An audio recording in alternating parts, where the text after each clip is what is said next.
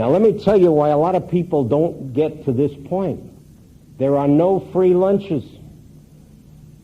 And one of the problems we have is that, and this is a cute expression I heard at a meeting I was at the other day, if we always continue to do what we've always done, we will always be what we already are. Which is another way of saying, my friends, that if you keep doing what you're doing and you're not happy with the way things are today, presume you're not going to be happy with the way they are tomorrow, because unless you change, nothing is going to change. If you're not comfortable with your income, if you're not comfortable with your level of success, if you don't feel you're getting full self-actualization and the pleasures of life, presume 10 years from now, nothing is going to change if you keep doing what you've been doing. The price of anything happening worthwhile is change. And you can always rationalize and defend. You've got to understand, Norman, I only work big cases, or I only go after the more sophisticated client, or I don't want to get my hands dirty with all this. That is frequently a rationalization to protect you from something you don't enjoy doing. And it is not really logical, and it is not something that makes sense in terms of your planning. It's just comfortable. The problem with change is you've got to be uncomfortable. Now, what happens is, on the one hand, there's something you want, and it's got a price tag. Study, working harder, intensity, more aggressive, more disciplined, more systems. And on the other hand, you've got the price, but the benefit, what you're going to get if you do that, is all of the prestige and the self-esteem and reward I've been alluding to. The price is here. The reward is there. Most people in their mind are shopping every day of their life. They're looking at a commodity, success, self-esteem, position in the community, whatever, and then they're looking at the price tag. They pick it up and they take a look and see what the price is on the sleeve. And the price sometimes is, my God, that's too high. I don't want to work that hard. I don't want to have to do those things. Well, if you won't pay the price, you ain't going to get the benefit. And it's a trade-off. Well, maybe I'll pay half the price and get half the benefit. Okay, I don't mind. All I'm asking everyone that ever hears me to recognize is they are self-fulfilling prophecies, and we are what we've chosen to be. And there's no reason we couldn't be more, but yes, you got to change. $1 Million Roundtable some time ago, they had a speaker, I don't remember his name, but he got up and he said life is a whole matter of comfort zones. He said people are used to being where they are. And most people are pretty comfortable in the field of mediocrity. He said it's like a thermostat that turns the heat on and off. People don't get turned on and off precisely at 65 or 70 degrees if that's what it's set at. What happens if it's the winter time? The thermostat waits not until 70 if you got it set at 70, but it'll go to 69, 68. Somewhere in there it kicks it on. Then the heat comes on and it slowly goes up. It doesn't turn off at 70. It turns off at 71 or 72. And then it turns off and it goes down. It averages 70. That's life. People are like that, he said. He said people are used to being mediocre, and they don't want to do it. When they reach the outer limits of the thermostat, they freeze. They're out of their comfort zone. When they drop down below 68, they freeze. Out of the comfort zone. To give you an example, have you ever looked in the listings of the leaders in a golf tournament and on a 3-day tournament? First day, some guy is leading the tournament you never heard of. Joe Schmo, number 1, he's leading. Never led in his life. They interview him on TV. Well, they're doing pretty good, and I'm going to keep going. I'm going to give him my best shot. Goes to sleep that night. He got butterflies in his gut. He can't stand it. What the heck am I doing here? I don't belong number 1. And he gets up the next day, and miracle of miracles, he somehow psychs himself, and he gets out there, and he plays pretty well.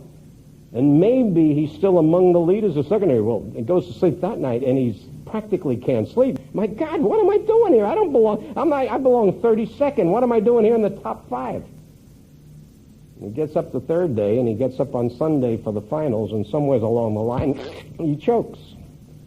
And he ends up right where he ought to be, 35. And he actually sleeps better that night, 35th, than he did when he was first. Because I don't belong number 1. Well, that's wrong. You do. The nice thing about our business is we're not in a sprint. You don't have to finish first to win. It's like a marathon. All you got to do is finish. You finish a marathon, you're a winner. What I'm respectfully suggesting is everybody that hears my voice that wants to be number 1 in that context can be number 1. You can be the best you on this entire planet. The price is change. You've got to get yourself to get up and do the things you might not otherwise do because you're prepared to pay the price to be what you say you really want to be. Let me take that one step further. A lot of you have come to me individually, because I know most of you in the audience today. Most of you have come to me individually and said, Norman, I'm not as ambitious as you. I don't want to be that big. I've got a wife or a husband I care a great deal about. I've got children that I'd like to give some time to. I don't need the biggest car. I don't need the biggest house. Now, with time, many of those excuses have deteriorated, and a lot of people have changed their mind about it, but I've heard it over and over again. But let me suggest something to you. I have never intended to mess up anybody's life by encouraging success in this business. I'm trying to enhance it. I do not believe, and I've got lots of evidence to prove it, that successful people pay a price with bad homes or bad families or bad community relationships. Quite the contrary. The greatest human beings I know on this planet are frequently highly successful people, many of them in the insurance business, who have fantastic family lives and who are active in their community and who are making a significant contribution. There is nothing exclusive about being successful and being a whole person. As a matter of fact, the $1 Million Roundtable's theme, being a whole person, is the common denominator of most successful people. The trick, however, is to compartmentalize your life. Most people can't do that. Most people don't realize there are at least 4 different parts of each of our lives. Family is probably number 1 if you're a family person and you've got a spouse and kids. Your career is certainly up there, maybe number 2. Involvement is number 3. I know about Little League and the Rotary and the Kiwanis and the Chamber and the industry. I've done all of it. I understand that, and that's important. And the charitable work you do is important. That's number 3. And 4 would be fun. How about some recreation? How about doing the skiing, the golf, and the tennis? Of course. The trick is to put them into compartments and not take from any one of them for the other. But that's a two-way street. That means when you work, you work. And when you play, you play. And when you're active in the community, you do that, but you make time parameters for it. And you religiously live by them. If you start a week and you don't have family time on your weekly activity sheet, shame on you. If you're not giving time to your wife and kids, you're cheating. If you're not giving time to your community and putting something back, you're cheating. They're not mutually exclusive. But the trick is to keep them separate. There's a time to work, and it doesn't take that much. Even if you're a workaholic and you're doing 50 hours a week or 60 a week, which many people in our business do, that still leaves 120, 130 hours for everything else. You will never work half the time. Nobody ever does. There's lots of time for family, and there are many things you can do in our business that involves the family. And I'd like to brag a little. I've got 3 kids. They were with me every inch of the way as they grew up. They went to meetings with me, and we went playing together, and we spent time together. If they were resenting what I was doing, if they had any resentment in their soul, you would have presumed they would have hated this business. Let me respectfully suggest with pride that I have 3 kids, and all 3 are in the life insurance business, and I didn't ask one of them to come in. They watched what I did, and they liked it. Now, if that says resentment, then there's something wrong with my 3 kids, and I don't think there is. Now, let me respectfully suggest, having said that, that applies to everything. But let me tell you where people get into trouble. They allow one compartment to bleed into the other. For example, I know people that have bought a house. Very excited. Boy, I'm buying a house, Norm. They actually practically build it. They're out there checking it every day. And for 6 months, they're out of the life insurance business. They're in the construction business. Or something goes wrong. Health, marriage, finances. You know, show business has an expression, the show must go on. How would you feel if you had a physician that took 6 months off because he was having a spat with his girlfriend or his boyfriend? You're entitled to have problems in any one of those compartments. You're entitled to have victories in any one of those compartments. But as I said earlier, and I mean this, if you can have success and victory in your career compartment, it will favorably impact on everything else, but you can't allow any of the problems in any compartment to give you an excuse for not performing admirably in each area. Your family deserves you no matter how tough it is at business. Your business deserves you when you're working with a positive mental attitude. And yes, the show must go on. Let me give you a perfect example. One of the industry heroes, a guy I absolutely love, Woody Woodson. Everybody in this room probably heard about him. Everyone that's watching me on video, many of them have heard about him. Written the back page for the Life Association News for years. A past chairman of the American General Life Insurance Company.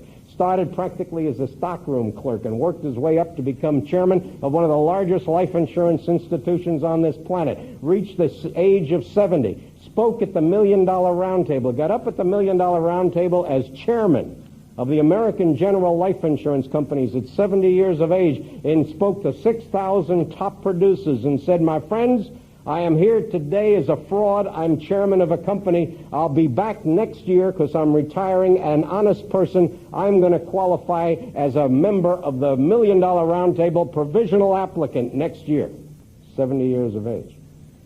He did, in fact, retire at that age, and then he went to work selling life insurance. He called me up in November or December of that year, all excited. Norman, I did it! I said, you did what, Woody? He said, I did it! I made Roundtable. I said, congratulations.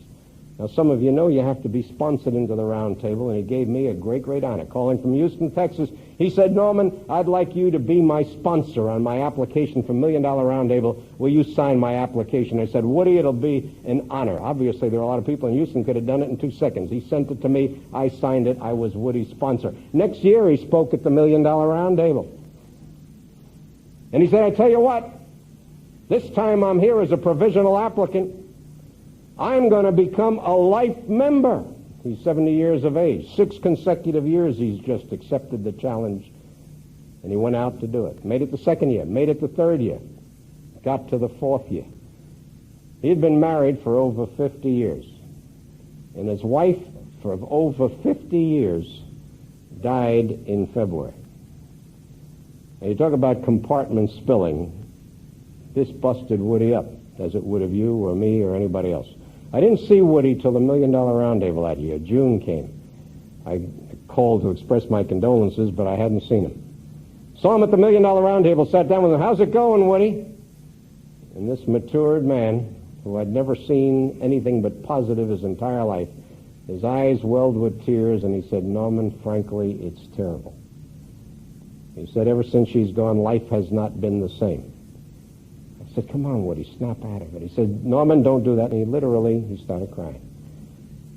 I said, well, how about business? Trying to change the subject. He said, business, who cares? Haven't written a case since she died. Wrote one in January. To heck with it. I said, Woody, you said you wanted to become a life member of the $1 Million Roundtable. He said, Norman, it doesn't matter anymore. I've proven it. My age, I went out and sold. What do I care about that for? Well, I didn't see him again until September. I got off his back, saw him in September at the National Association Life Underwriters meeting. Woody, how's it going? This time, no tears. He said, oh, Norman, things aren't the same. It's not the same. A little better. I moved in with my daughter, and things are better than they were, but not very good. I just don't feel like it. I said, Woody, how's the Roundtable coming in? How's production? He said, I told you, I haven't done it. Haven't done a case since she died. Doesn't matter. Spilling over. Well, maybe with justification. Tough time. I said, I tell you what, Woody, I don't believe it. You made a commitment. You were going to be a life member of the $1 Million Roundtable. You've made it for 4 years. You got 2 to go. If you break the code now, you're not going to be able to make it in less than 10. That's not the Woody Woodson I know. You can make Roundtable. He said, Norman, it doesn't matter. I said, you're in my unit. I'm going to start calling you or writing you every 2 weeks from this point forward. And I did.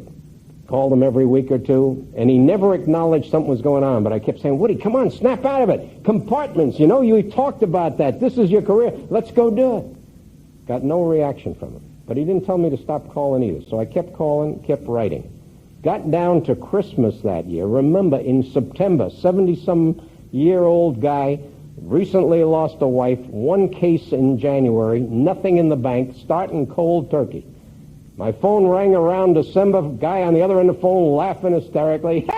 Norm, Woody here. I said, how you doing, Woody? He said, fantastic. I said, what happened? He said, I haven't told anybody. I haven't told my general agent. I haven't told my daughter who I'm living with. But I just placed a case and made Roundtable. He had done over 25 lives from September to December at that age, having recently been widowed, because he had the guts to pull it together and keep his compartment separate. He went on from that moment, not only to make Roundtable that year, for the 4th consecutive year, he's made it every year since. He's a life and qualifying member of the $1 Million Roundtable, pushing, I guess he's over 80 now. And if a guy can do it in 3 months with that, I don't understand why people with a hangnail sometimes have to take 6 months off from this business in order to recuperate. It's attitude, it's compartments, and it's how it works. Well, where does all this bring us? I'm going to quickly summarize the bottom line, gang. There are 3 components that make successful people successful in our business. And I don't know anybody that doesn't do well at all 3 if they're successful. You've heard these before, perhaps. They're in my books. They're on some of my other tapes. I'm asking you, please, to open your mind and listen again, because I'm going to say to you that everybody in this room, and I don't know everyone here, and I don't know everyone that's watching it on video, but I've met thousands of people. Every person I have ever met has been naturally weak in one of the 3 things, because nobody I have ever met started out life with God-given gifts in all 3. They include the capacity to see enough people under favorable circumstances. And what I do to symbolize that is I use the letter A for activity. The instinct to see a lot of people. The second of these requirements is skill. What do you say when you see the people? How do you do it? How do you communicate? Verbal and nonverbal. How much power do you have in your system? What is your natural skill in prospecting, contacting, fact-finding, and closing? And the third isn't given to you, but the instinct to do it is given to you, and that's to study, knowledge.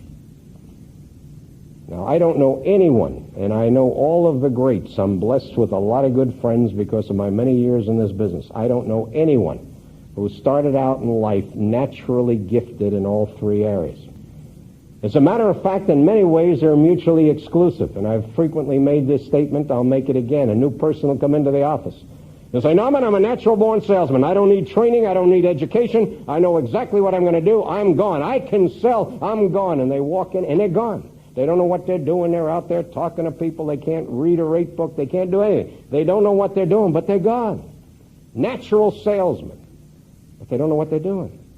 Someone else will come in with an absolutely opposite instinct.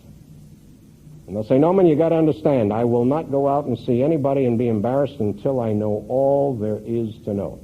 I'm going to study and prepare, and when I'm ready, I'll go out and see people, but I've got to be educated, and I've got to learn it all. And they'll sit and they'll read, and they'll read, and they'll read. They won't go near the door. Eventually, they develop an ingrown chair. If they got to the door, they couldn't get out anyhow. They do nothing but study. They become technocrats, academicians. And they rationalize it. I'm not going to go see anyone until I'm ready. And the other one says, don't stop me with meetings and education and training. I don't have time for that. I'm a salesman. I got to go. And they're both cutting their throats, because until the activity-oriented person learns what the heck they're doing when they get out there, they'll never be great. And I've left skill out, which is in the middle, and most people think they can do it seat of the pants without any training. Now, I'm going to suggest to everyone hearing my voice, everyone that's watching me on video, that I don't know you, but I am telling you, unless you're the first person in this world I've ever met, you have a natural weak suit in at least one of those 3 areas. Either you've got call reluctance, or you can't see enough of the right kind of people, and you're rationalizing away low activity, or when you get there, you don't precisely know what to say or what to get to do to make people take action and help them solve their problems instead of being chicken and running away from your own. Or 3, you hate to study. And that's my weak suit, so I'm an expert on that. When I start reading a page, I know what's on the first line. I know I'm finished with the page because I'm down at the bottom line. I just don't know what happened in between, because my eyes have read, but my brain didn't register. That's my weak suit.